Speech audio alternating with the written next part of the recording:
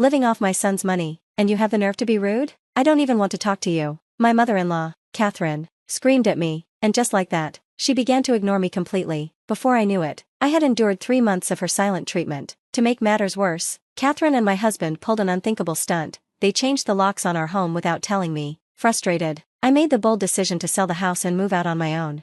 My name is Kaden, and I'm a 29-year-old office worker. I've been married to Jayan for 2 years. We met at a party hosted by a mutual friend, where Jayan, 3 years my senior, captivated me with his charm. He works in sales and has a knack for conversation, so it was no surprise that he asked for my number. We started dating soon after, and I quickly found myself drawn to him. After a few months, he confessed his feelings, and we became a couple. Our relationship blossomed smoothly for about a year and a half before he proposed. I can't imagine life without you, Karen. Will you marry me? He asked, presenting a beautiful ring at a fancy restaurant with a stunning view. Despite its cliché nature, I loved the moment and immediately said yes. We got married soon after, with our friends and coworkers celebrating our union, making it a joyful occasion.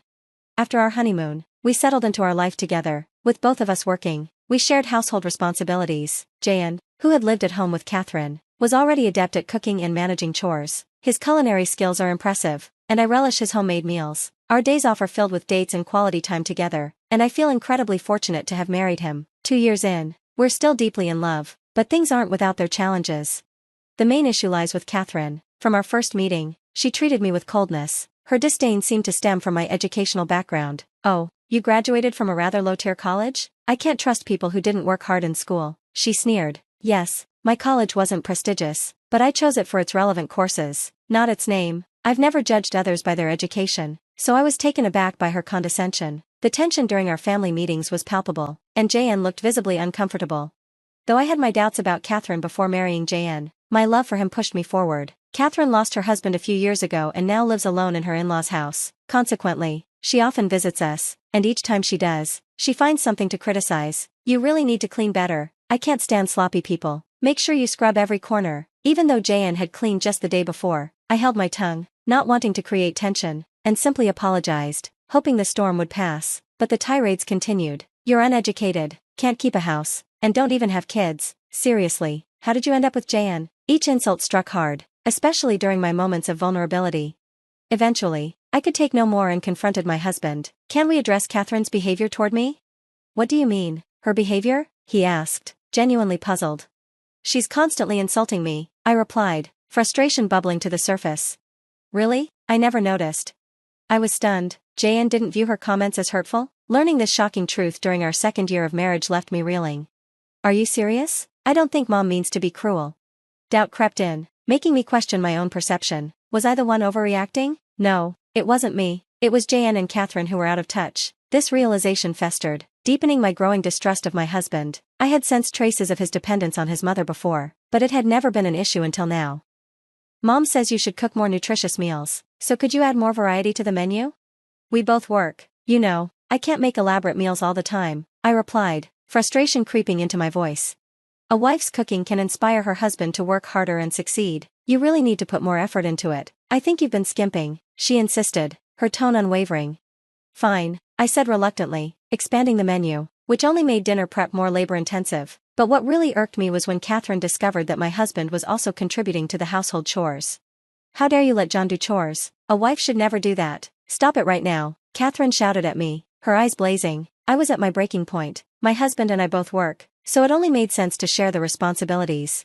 You, my daughter-in-law, think you can question me? Unbelievable. This is why I can't stand people without a proper education, she seethed. What I'm saying has nothing to do with education. In fact, I believe my perspective is more relevant to today's world. Catherine's face turned beet red at my words. Enough, stop mocking me, I won't tolerate this. She stormed off to complain to my husband. Moments later, he called for me, clearly upset. Hey, Mom is really angry. Why are you causing trouble? It's your mom who's making a fuss, not me, I tried to explain, but then he said something that shocked me. It's all your fault, isn't it, Karen? Wait, were you listening? He shot me a glare that dripped with disappointment. What's with that attitude? You've become so disrespectful. Just like Mom said, a wife shouldn't act this way. Really? Now you're siding with her? My heart sank. I thought my husband shared different values, but it seemed he was heavily influenced by her. Could I truly continue this marriage and find happiness? Doubt flooded my mind, and just then, my husband made another shocking announcement. Mom is moving in with us. I froze, feeling dread wash over me. When is she coming? Starting tomorrow. Starting tomorrow? I repeated in disbelief. What do you mean, starting tomorrow? Isn't it just for one day? He responded, we're having my mom move in with us starting tomorrow. Move in? I could hardly process what he was saying. Why is this suddenly about living together? My mom thinks it's a hassle to keep coming over, so we decided it would be easier if she just moved in. What? Why would you decide that without discussing it with me? I'm the breadwinner here. This is my call. It was becoming increasingly clear that my husband was completely under his mother Catherine's influence. She must have told him that a wife should obey her husband, but his unilateral decision to have her live with us was unacceptable. The next day, Catherine arrived, acting as if it were completely natural. She lugged in massive bags and promptly took over a room on the first floor, behaving as though she had always lived here. Karen, can you get the coffee brewing? You're such an inconsiderate daughter-in-law, she instructed me. Hey, Mom's tired from moving, cut her some slack. My husband snapped at me. The thought of this becoming my daily reality was unbearable. I knew I had to prepare for whatever unforeseen circumstances might arise. Catherine continued to boss me around, but I was in the midst of a critical work project and wanted to concentrate, so I tuned them out. Why are you coming home so late? It's Karen's job to make dinner. Why are you making us wait? My husband complained when I finally got home. I had to work late. You both seem to have eaten already. What's the issue? I replied, but both of them glared at me, their faces flushed with anger. It's infuriating living off my son's money, and you dare talk back. I don't even want to speak to you, Catherine shouted. What is she talking about? I'm not living off my husband's money. In fact, I earn more than he does, I exclaimed, but Catherine seemed caught in some misconception and began ignoring me completely. Whether I greeted her or asked a question, she brushed me off. Soon, my husband started to join her in ignoring me. Before I knew it, 3 months had passed in silence. I was so engrossed in my work project that their non-interference felt strangely liberating. Who would have thought that being left alone could feel so good? They wore smug smiles, thinking they were getting to me by ignoring me, and I didn't mind letting them believe it. I even feigned being subdued and downcast. As my project reached its peak, I had to put in even more overtime. My team and I finally completed the project, and I was so focused that I had completely forgotten about Catherine and my husband. I was so absorbed in my work that I wouldn't have noticed their absence even if I tried. Eventually, they realized I was unaffected, and then they did something unimaginable. They changed the locks. What's going on? My key isn't working, I exclaimed in disbelief, trying repeatedly to get the key to fit. I could hear Catherine and my husband inside, laughing and chatting. Is that a burglar? My husband said. But we're home alone, so it can't be a break-in, right? Catherine replied. Maybe it's trespassing? Yeah, perhaps we should call the cops. Their laughter echoed around me, and I couldn't believe how far they had taken it. That was the final straw. I secretly decided to sell the house. This home had been passed down to me by my parents when they retired to the countryside last year, so I had every right to sell it. I had already gotten it appraised just in case anything tricky happened with Catherine living here, allowing me to sell it immediately. After selling the house, I checked into a business hotel and informed my parents of the situation and my plan to sell. They were disappointed in both my husband and Catherine and fully supported my decision. I immediately contacted a real estate agent and finalized the sale. When the time came to move out, I hired a locksmith to unlock the door. As I entered, Catherine looked at me in shock. How did you get in? You didn't break the lock, did you? She shouted. Her voice was one I never wanted to hear again. Ignoring her frantic demands, I began packing my belongings. Hey, say something, I'll call the police for trespassing. I continued with my plans to leave, ignoring her completely. I had also hired movers, who started taking away my larger items. Catherine shouted accusations like, "You think you can get away with this, thief?" But I kept my focus on the task at hand, unbothered by her outbursts.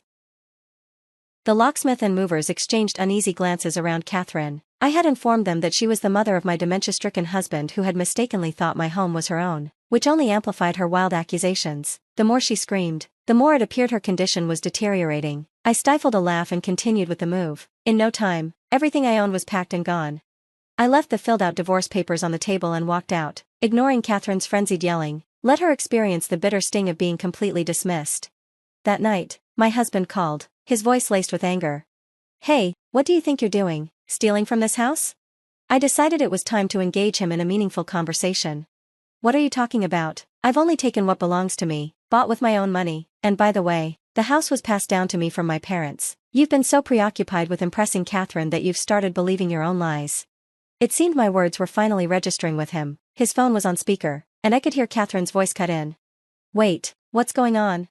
Great, if Catherine's listening, this is even better. Catherine, since you're here, I've already sold the house. so please leave immediately. Also, sign the divorce papers. If you refuse to agree, I'll take this to court." There was a stunned silence on the other end of the line. "What's the matter? Back to the silent treatment? I won't hesitate to kick you both out." I knew they were just at a loss for words, but I wanted to make my point clear. My husband finally responded, desperation creeping into his voice.